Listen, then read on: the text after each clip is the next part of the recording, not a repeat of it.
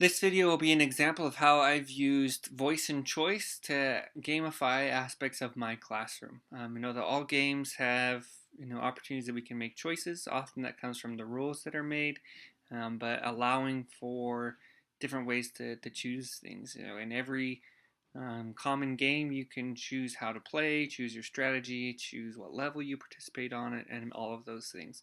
So in trying to incorporate some of that into my classroom, I've given students, as you can see here, what I call individual choice versus individual required, or team choice or team required assignments, where there's additional assignments provided to students, but they have to choose a certain number of them.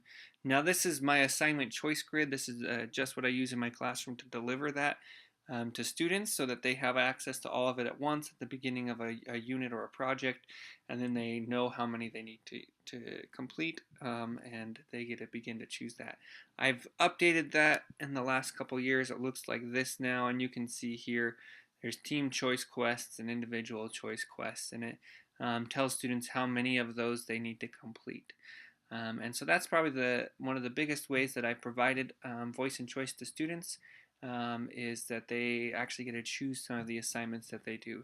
Another aspect of that is I try and give students as many days as I can in class that they can choose what they're working on.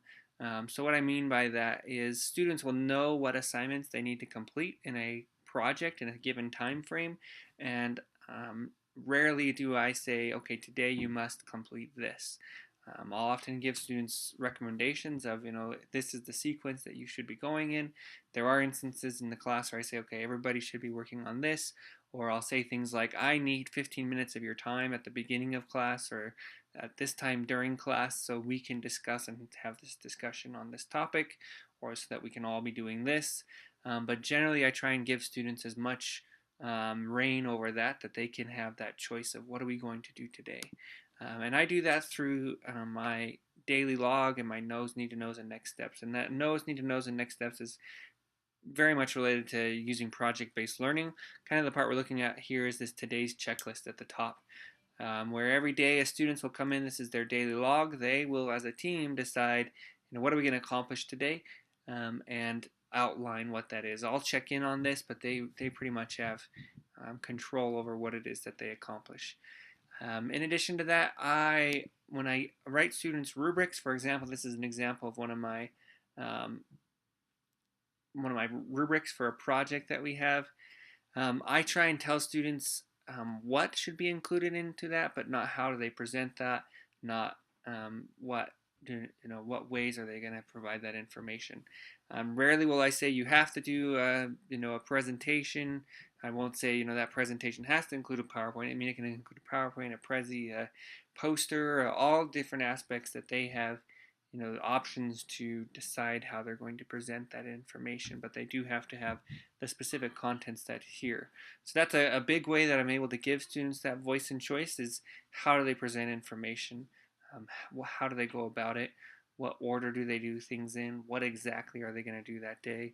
And I try and provide a little of that on my more traditional assessments that go with, in addition to projects.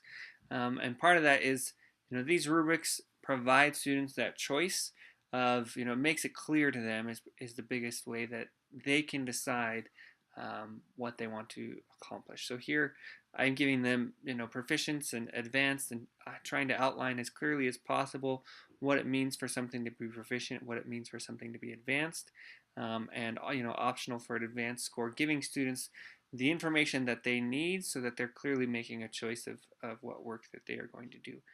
So that's a quick overview of different ways that I've been able to add some voice and choice to my classroom and to the instruction that students receive.